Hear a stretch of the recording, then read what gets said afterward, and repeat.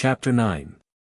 With regard to military matters, Napoleon immediately on his entry into Moscow gave General Sebastiani strict orders to observe the movements of the Russian army, sent army corps out along the different roads, and charged Murat to find Kutuzov.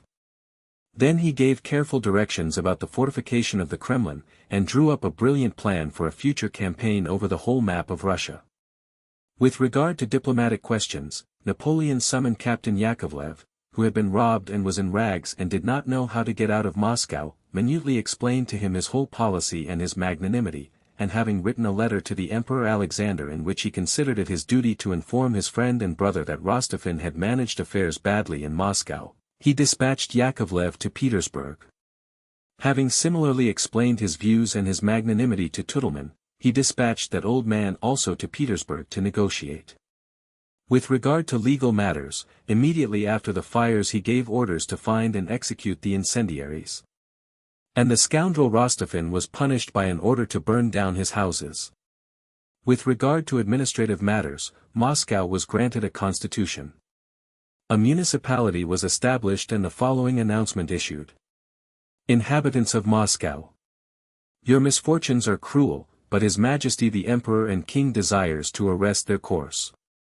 Terrible examples have taught you how he punishes disobedience and crime. Strict measures have been taken to put an end to disorder and to re-establish public security. A paternal administration, chosen from among yourselves, will form your municipality or city government. It will take care of you, of your needs, and of your welfare. Its members will be distinguished by a red ribbon worn across the shoulder, and the mayor of the city will wear a white belt as well. But when not on duty they will only wear a red ribbon round the left arm.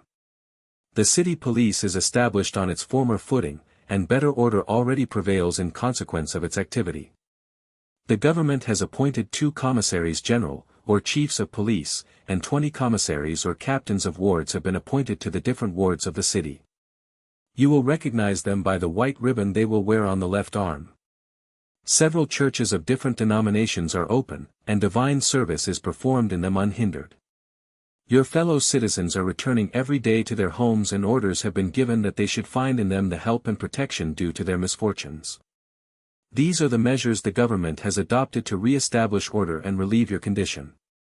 But to achieve this aim it is necessary that you should add your efforts and should, if possible, forget the misfortunes you have suffered, should entertain the hope of a less cruel fate, should be certain that inevitable and ignominious death awaits those who make any attempt on your persons or on what remains of your property, and finally that you should not doubt that these will be safeguarded, since such is the will of the greatest and most just of monarchs. Soldiers and citizens, of whatever nation you may be, re-establish public confidence, the source of the welfare of a state, live like brothers, render mutual aid and protection one to another, unite to defeat the intentions of the evil-minded, obey the military and civil authorities, and your tears will soon cease to flow. With regard to supplies for the army, Napoleon decreed that all the troops in turn should enter Moscow à la Murat * to obtain provisions for themselves, so that the army might have its future provided for. * As looters. With regard to religion, Napoleon ordered the priests to be brought back and services to be again performed in the churches. With regard to commerce and to provisioning the army, the following was placarded everywhere. Proclamation. You, peaceful inhabitants of Moscow, artisans and workmen whom misfortune has driven from the city, and you scattered tillers of the soil, still kept out in the fields by groundless fear, listen. Tranquility is returning to this capital and order is being restored in it. Your fellow countrymen are emerging boldly from their hiding places on finding that they are respected. Any violence to them or to their property is promptly punished. His Majesty the Emperor and King protects them, and considers no one among you his enemy except those who disobey his orders. He desires to end your misfortunes and restore you to your homes and families. Respond, therefore, to his benevolent intentions and come to us without fear. Inhabitants, return with confidence to your abodes. You will soon find means of satisfying your needs. Craftsmen and industrious artisans, return to your work, your houses, your shops, where the protection of guards awaits you. You shall receive proper pay for your work. And lastly you too, peasants, come from the forests where you are hiding in terror, return to your huts without fear, in full assurance that you will find protection. Markets are established in the city where peasants can bring their surplus supplies and the products of the soil.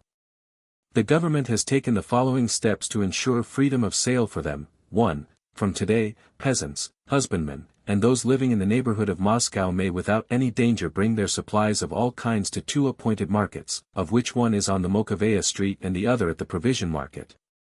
2. Such supplies will be bought from them at such prices as seller and buyer may agree on, and if a seller is unable to obtain a fair price he will be free to take his goods back to his village and no one may hinder him under any pretense. 3. Sunday and Wednesday of each week are appointed as the chief market days and to that end a sufficient number of troops will be stationed along the high roads on Tuesdays and Saturdays at such distances from the town as to protect the carts. 4. Similar measures will be taken that peasants with their carts and horses may meet with no hindrance on their return journey. 5. Steps will immediately be taken to re-establish ordinary trading. Inhabitants of the city and villages, and you, workingmen and artisans, to whatever nation you belong, you are called on to carry out the paternal intentions of His Majesty the Emperor and King and to cooperate with him for the public welfare. Lay your respect and confidence at his feet and do not delay to unite with us. With the object of raising the spirits of the troops and of the people, reviews were constantly held and rewards distributed. The Emperor rode through the streets to comfort the inhabitants, and, despite his preoccupation with state affairs, himself visited the theaters that were established by his order. In regard to philanthropy, the greatest virtue of crowned heads, Napoleon also did all in his power. He caused the words Maison de ma mère to be inscribed on the charitable institutions, thereby combining tender filial affection with the majestic benevolence of a monarch. He visited the Foundling Hospital and, allowing the orphans saved by him to kiss his white hands, graciously conversed with Tudelman.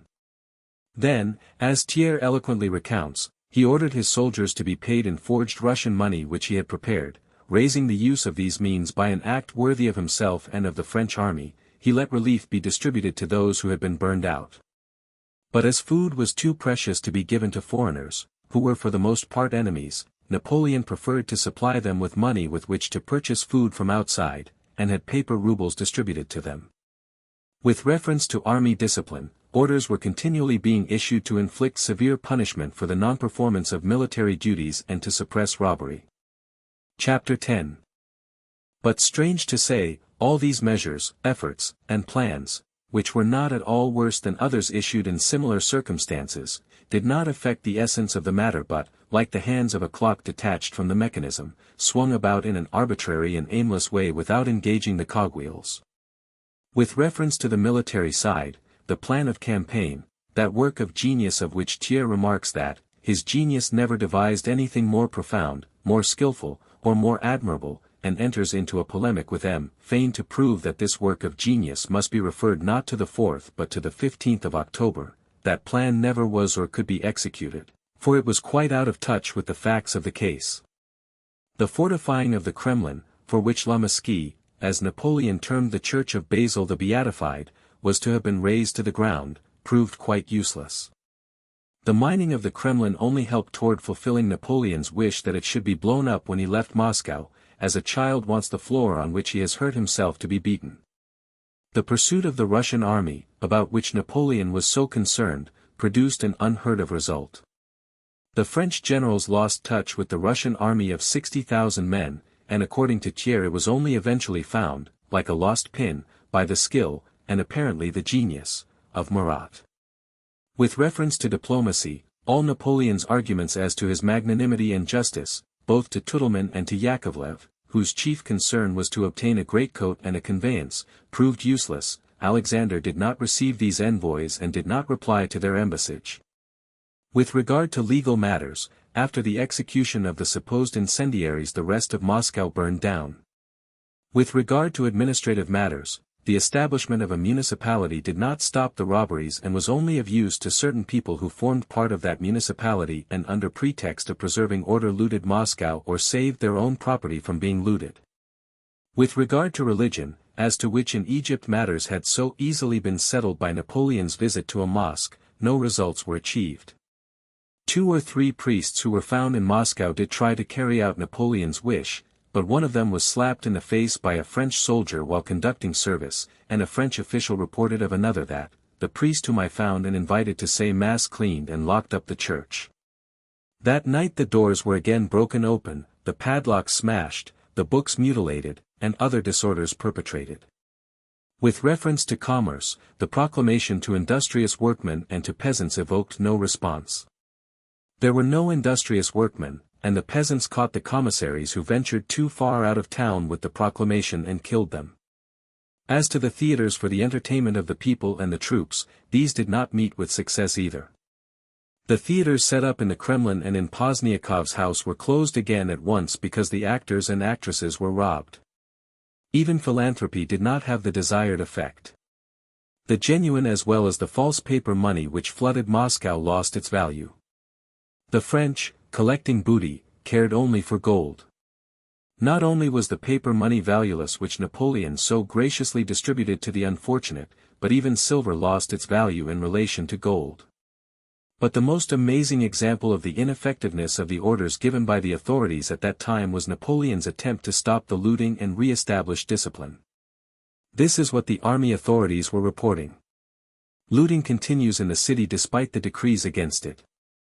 Order is not yet restored and not a single merchant is carrying on trade in a lawful manner. The sutlers alone venture to trade, and they sell stolen goods. The neighborhood of my ward continues to be pillaged by soldiers of the Third Corps who, not satisfied with taking from the unfortunate inhabitants hiding in the cellars the little they have left, even have the ferocity to wound them with their sabers, as I have repeatedly witnessed. Nothing new, except that the soldiers are robbing and pillaging. October 9th. Robbery and pillaging continue. There is a band of thieves in our district who ought to be arrested by a strong force. October 11th. The Emperor is extremely displeased that despite the strict orders to stop pillage, parties of marauding guards are continually seen returning to the Kremlin. Among the old guard disorder and pillage were renewed more violently than ever yesterday evening, last night, and today. The Emperor sees with regret that the picked soldiers appointed to guard his person, who should set an example of discipline, carry disobedience to such a point that they break into the cellars and stores containing army supplies. Others have disgraced themselves to the extent of disobeying sentinels and officers, and have abused and beaten them. The Grand Marshal of the palace, wrote the governor, complains bitterly that in spite of repeated orders, the soldiers continue to commit nuisances in all the courtyards and even under the very windows of the emperor. That army, like a herd of cattle run wild and trampling underfoot the provender which might have saved it from starvation, disintegrated and perished with each additional day it remained in Moscow. But it did not go away. It began to run away only when suddenly seized by a panic caused by the capture of transport trains on the Smolensk road, and by the Battle of Tarantino. The news of that Battle of Tarantino, unexpectedly received by Napoleon at a review, evoked in him a desire to punish the Russians, Thiers says, and he issued the order for departure which the whole army was demanding.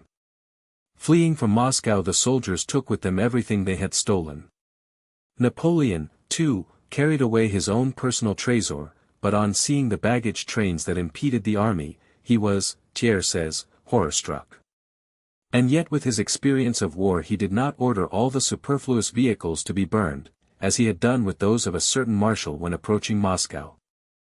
He gazed at the calèches and carriages in which soldiers were riding and remarked that it was a very good thing, as those vehicles could be used to carry provisions, the sick, and the wounded. The plight of the whole army resembled that of a wounded animal which feels it is perishing and does not know what it is doing.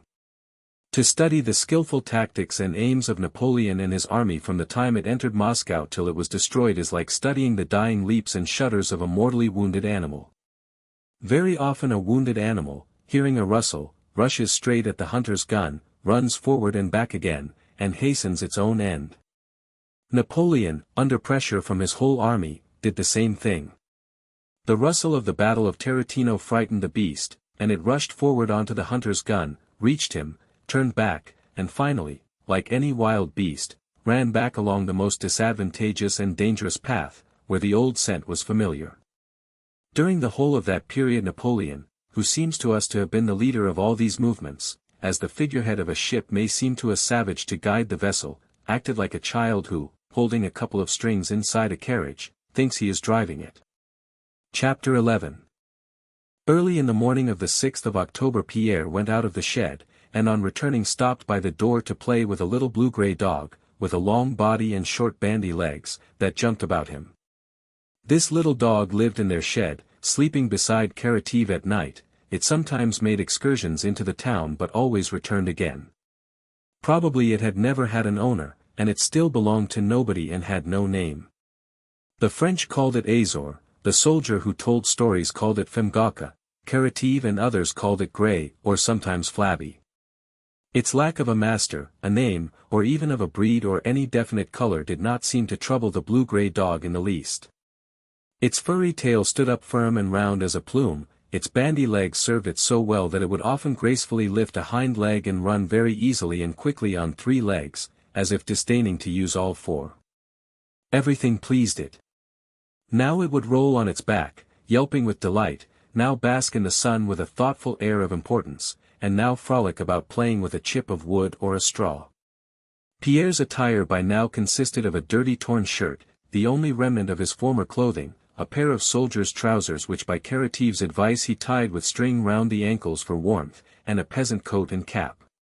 Physically he had changed much during this time. He no longer seemed stout, though he still had the appearance of solidity and strength hereditary in his family. A beard and mustache covered the lower part of his face, and a tangle of hair, infested with lice, curled round his head like a cap. The look of his eyes was resolute, calm, and animatedly alert, as never before. The former slackness which had shown itself even in his eyes was now replaced by an energetic readiness for action and resistance. His feet were bare. Pierre first looked down the field across which vehicles and horsemen were passing that morning, then into the distance across the river, then at the dog who was pretending to be in earnest about biting him, and then at his bare feet which he placed with pleasure in various positions, moving his dirty thick big toes. Every time he looked at his bare feet a smile of animated self-satisfaction flitted across his face. The sight of them reminded him of all he had experienced and learned during these weeks, and this recollection was pleasant to him. For some days the weather had been calm and clear with slight frosts in the mornings, what is called an old wives' summer. In the sunshine the air was warm, and that warmth was particularly pleasant with the invigorating freshness of the morning frost still in the air. On everything, far and near, lay the magic crystal glitter seen only at that time of autumn. The Sparrow Hills were visible in the distance, with the village, the church, and the large white house. The bare trees, the sand, the bricks and roofs of the houses, the green church spire, and the corners of the white house in the distance, all stood out in the transparent air in most delicate outline and with unnatural clearness. Nearby could be seen the familiar ruins of a half-burned mansion occupied by the French, with lilac bushes still showing dark green beside the fence. And even that ruined and befouled house, which in dull weather was repulsively ugly, seemed quietly beautiful now, in the clear, motionless brilliance. A French corporal, with coat unbuttoned in a homely way, a skullcap on his head, and a short pipe in his mouth, came from behind a corner of the shed and approached Pierre with a friendly wink. "What sunshine, Monsieur Kirill." Their name for Pierre. "Eh. Just like spring." And the corporal leaned against the door and offered Pierre his pipe, though whenever he offered it Pierre always declined it. To be on the march in such weather, he began. Pierre inquired what was being said about leaving, and the corporal told him that nearly all the troops were starting and there ought to be an order about the prisoners that day. Sokolov, one of the soldiers in the shed with Pierre, was dying, and Pierre told the corporal that something should be done about him. The corporal replied that Pierre need not worry about that as they had an ambulance and a permanent hospital and arrangements would be made for the sick, and that in general everything that could happen had been foreseen by the authorities. "Besides, Monsieur Kirill, you have only to say a word to the captain, you know. He is a man who never forgets anything. Speak to the captain when he makes his round, he will do anything for you." The captain of whom the corporal spoke often had long chats with Pierre and showed him all sorts of favors. "You see, St. Thomas," he said to me the other day. "Monsieur Kirill is a man of education, who speaks French. He is a Russian seigneur who has had misfortunes, but he is a man. He knows what's what. If he wants anything and asks me, he won't get a refusal. When one has studied, you see, one likes education and well-bred people. It is for your sake I mention it, Monsieur Kirill. The other day if it had not been for you that affair would have ended ill. And after chatting a while longer, the corporal went away. The affair he had alluded to had happened a few days before, a fight between the prisoners and the French soldiers, in which Pierre had succeeded in pacifying his comrades. Some of the prisoners who had heard Pierre talking to the corporal immediately asked what the Frenchman had said. While Pierre was repeating what he had been told about the army leaving Moscow, a thin, sallow, tattered French soldier came up to the door of the shed. Rapidly and timidly raising his fingers to his forehead by way of greeting, he asked Pierre whether the soldier Platoche to whom he had given a shirt to sew was in that shed. A week before the French had had boot leather and linen issued to them, which they had given out to the prisoners to make up into boots and shirts for them. "Ready, ready, dear fellow," said Karateev, coming out with a neatly folded shirt. Karateev, on account of the warm weather and for convenience at work, was wearing only trousers and a tattered shirt as black as soot. His hair was bound round, workman fashion, with a wisp of lime-tree bast, and his round face seemed rounder and pleasanter than ever. A promise his own brother to performance. "I said Friday and here it is, ready," said Platon, smiling and unfolding the shirt he had sewn. The Frenchman glanced around uneasily and then, as if overcoming his hesitation, rapidly threw off his uniform and put on the shirt. He had a long, greasy, flowered silk waistcoat next to his sallow, thin bare body, but no shirt. He was evidently afraid the prisoners looking on would laugh at him, and thrust his head into the shirt hurriedly. None of the prisoners said a word. "See, it fits well," Platon kept repeating, pulling the shirt straight. The Frenchman, having pushed his head and hands through, without raising his eyes, looked down at the shirt and examined the seams.